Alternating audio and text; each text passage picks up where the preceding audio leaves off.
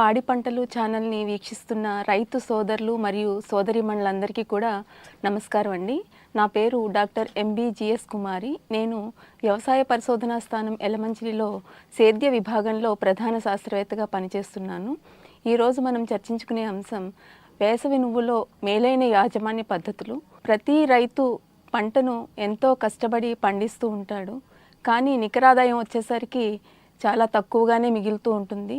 ఈ పరిస్థితిని అధిగమించాలంటే మంచి రకాన్ని ఎన్నుకుని అలాగే మేలైన యాజమాన్య పద్ధతులను సరైన సమయంలో పాటించినట్లయితే కనుక మంచి దిగుబడులు సాధించే అవకాశం ఉంటుంది. ముఖ్యంగా ఈ నువ్వు పంటను చూసినప్పుడు తక్కువ కాలపరిమితితో తక్కువ ఖర్చుతో ఎక్కువ నికరాదాయాన్ని సాధించడానికి అవకాశం ఉంటుంది. ముఖ్యంగా మనం రకాల విషయానికి వచ్చినట్లయితే వ్యవసాయ పరిశోధనా స్థానం ఎలమంచిలి నుండి రిలీజ్ అయిన Gauri, Madhavi, YLM 11, YLM 17, YLM 66 వంటి రకాలతో పాటుగా గత సంవత్సరమే జాతీయ స్థాయిలో సాగుకు గుర్తించబడిన వైఎల్ఎం 146 రకాలు కూడా రైతులకు అందుబాటులో ఉన్నాయి. కనుక రైతులందరూ కూడా ఈ అవకాశాన్ని అందిపుచ్చుకొని ఈ నూతన వంగడాలను సాగు చేసుకున్నట్లయితే మంచి దిగుబడులు సాధించడానికి అవకాశం ఉంటుంది. ఇక యాజమాన్య పద్ధతుల విషయానికి వచ్చినట్లయితే కనుక మనం ముందుగా నువ్వుల పంట అనువైన వాతావరణం గురించి చర్చించుకుందామండి. ఈ నువ్వులు అనేది ఉష్ణ మండలాలకు మరియు వెచ్చని సమశీతల మండలాలకు చెందిన పంట. ఈ పంటకు వెచ్చని పెరిగే వాతావరణం ఉంటే అనుకూలంగా ఉంటుంది. ముఖ్యంగా పంట పెరుగుదల దశలో 25 నుంచి 37 డిగ్రీల సెంటీగ్రేడ్ ఉన్నట్లయితే పంట పెరుగుదలకు అనుకూలంగా ఉండి మంచి దిగుబడులు సాధించడానికి అవకాశం ఉంటుంది. ఇక తక్కువ ఉష్ణోగ్రతలు అంటే 20 డిగ్రీల సెంటీగ్రేడ్ కంటే తక్కువ ఉష్ణోగ్రతలు నమోదైనట్లయితే కనుక పంట పెరుగుదల సరిగా ఉండక దిగుబడులు తగ్గే ప్రమాదం ఉంటుంది.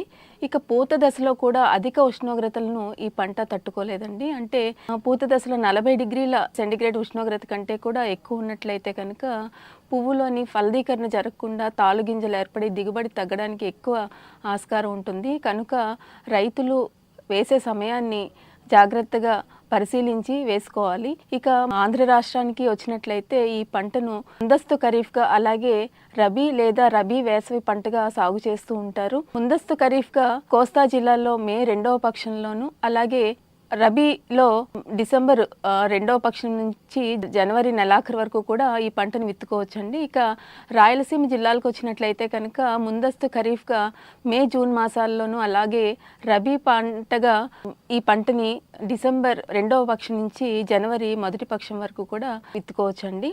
ఇక విత్తన మోతాదు విషయానికి వచ్చినట్లయితే ఎకరానికి 2 కిలోల విత్తనం అయితే సరిపోతుందండి. ఈ విత్తనాన్ని 2 కిలోల విత్తనం తీసుకుని దానికి సమపాళ్లలో ఇసుకను కలుపుకొని విత్తుకున్నట్లయితే కనుక వరుసల్లో విత్తుకోవాలి తప్పనిసరిగా. ఇలా విత్తుకున్నట్లయితే కనుక ప్రతి మొక్కకు సమపాళ్లలో పోషకాలు, నీరు, సూర్యరశ్మి అంది మంచి పెరుగుదల ఉండి దిగుబడి పెరగడానికి అవకాశం ఉంటుంది. ఈ వరుసల మధ్య 30 సెంటీమీటర్లు, మొక్కల మధ్య 15 సెంటీమీటర్లు ఉండేటట్లు వరుసల్లో విత్తుకోవాలి. సాధారణంగా రైతులు ఈ విత్తనాన్ని వెదజల్లుతూ ఉంటారు. ఇలా చేసినప్పుడు కొంచెం కలుపు సమస్య కూడా ఎక్కువగా ఉంటుంది. కలుపు తీసుకోవడానికి అంత వీలుగా ఉండదు. వరుసల్లో విత్తుకున్నట్లయితే కనుక కలుపు తీసుకోవడానికి వీలుగా కూడా ఉంటుంది. ఇక ఈ కలుపుని నివారించుకోవాలంటే కనుక మనకి కలుపు నాశనలు కూడా అందుబాటులో ఉన్నాయండి. విత్తిన 3వ రోజులోపు పెండిమిథాలిన్ అనే మందుని 4 మిల్లీలీటర్లు లేదా ప్రెటిలాక్లోర్ అనే కలుపు మందుని 2 మిల్లీలీటర్లు లీటర్ నీటికి చొప్పున కలుపుకొని ఎకరానికి 200 లీటర్ల మందు ద్రావణాన్ని వెనక్కి నడుస్తూ పిచికారీ చేసుకున్నట్లయితే కనుక కొంతవరకు కూడా మనం ఈ కలుపుని నివారించుకోవడానికి ఆస్కారం ఉంటుంది. రైతులు గమనించాల్సిన విషయం ఏంటంటే ఈ కలుపు మందుని 3వ రోజు లోపు మాత్రమే పిచికారీ చేసుకోవాలి. కలుపు మందు పిచికారీ చేసుకున్నప్పుడు నేలలో తగినంత తేమ అయితే తప్పనిసరిగా ఉండాలండి. ఇక ఈ పంటకి ఎరువుల యాజమాన్యం కూడా చాలా కీలక పాత్ర పోషిస్తుంది. ఈ నువ్వుల పంటలో చూసినట్లయితే మనం పంట వేసుకునే ముందు ఎకరానికి 4 టన్నుల బాగా చివికిన పశువుల ఎరువుని పొలంలో వేసుకున్నట్లయితే కనుక దిగుబడులు పెరగడానికి ఆస్కారం ఉంటుంది. రైతులు గమనించాల్సిన విషయం ఏంటంటే ఈ పశువుల ఎరువును వేసుకున్నప్పుడు బాగా చివికిన పశువుల గెత్తాన్ని మాత్రమే వాడాలండి. ఎందుకంటే సరిగా చివకపోతే కలుపు సమస్య పెరిగే సమస్య ఉంది కాబట్టి రైతులు తగు జాగ్రత్తలు తీసుకోవాలి. ఇక రసాయనిక ఎరువుల విషయానికి వచ్చినట్లయితే ఎకరానికి 16 కిలోల నత్రజని, 8 కిలోల భాస్వరం, 8 కిలోల పొటాష్నిచ్చే ఎరువుల్ని వేసుకోవాల్సి ఉంటుంది. ఈ ఎరువుల్లో నత్రజనిలో సగభాగం అంటే 8 కిలోల నత్రజని, అలాగే 8 కిలోల భాస్వరం, 8 కిలోల పొటాష్నిచ్చే ఎరువులను ఆఖరి దుక్కులో వేసుకుని విత్తుకున్నట్లయితే దిగుబడులు పెరిగే అవకాశం ఉంటుంది. ఈ 8 కిలోల నత్రజని అంటే ఎకరానికి 18 కిలోల యూరియా, 8 కిలోల భాస్వరం అంటే ఎకరానికి 50 కిలోల సింగిల్ సూపర్ ఫాస్ఫేట్, అలాగే 8 కిలోల పొటాష్ అంటే ఎకరానికి 15 కిలోల మ్యూరేట్ ఆఫ్ పొటాష్ రూపంలో వేసుకున్నట్లయితే కనుక మంచి దిగుబడులు సాధించవచ్చు. అలాగే మిగిలిన సగభాగం నత్రజనిని పంట 30 రోజులప్పుడు కలుపు తీసి తేలికపాటి తడి ఇచ్చి మనం పైపాటుగా వేసుకున్నట్లయితే కనుక మంచి దిగుబడులు సాధించడానికి అవకాశం ఉంటుంది. ఇంకా ఈ నువ్వుల పంటలో గింజలు బాగా నిండాలి అంటే కనుక మనకి గింజ నిండే దశలో మల్టీకే లేదా 1919 పోషకాన్ని లీటర్ నీటికి 10 గ్రాముల చొప్పున ఏదో ఒక దానిని మనం పిచికారీ చేసుకున్నట్లయితే కనుక గింజ బాగా నిండి దిగుబడులు పెరగడానికి అవకాశం ఉంటుందండి. ఇక ఈ నువ్వుల పంటలో నీటి యాజమాన్యం కూడా చాలా కీలక పాత్ర పోషిస్తుంది.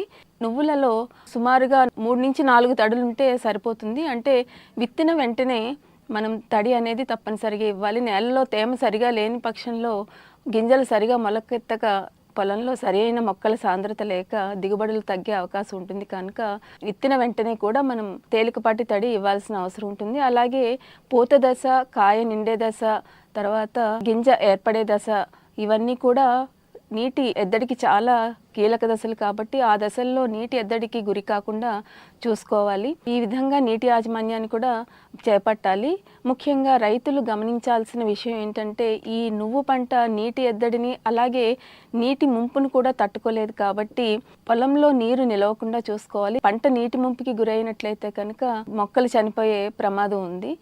ఈ విధంగా రైతులు కీలకమైన యాజమాన్య చర్యలను అవలంబించినట్లయితే కనుక మనకి ఈ నువ్వుల పంటలో మంచి దిగుబడులు సాధించడానికి ఆస్కారం ఉంటుందండి. నాకు ఈ అవకాశాన్ని ఇచ్చిన పాడి పంటలు ఛానల్ వారికి ధన్యవాదాలు తెలియజేసుకుంటున్నానండి.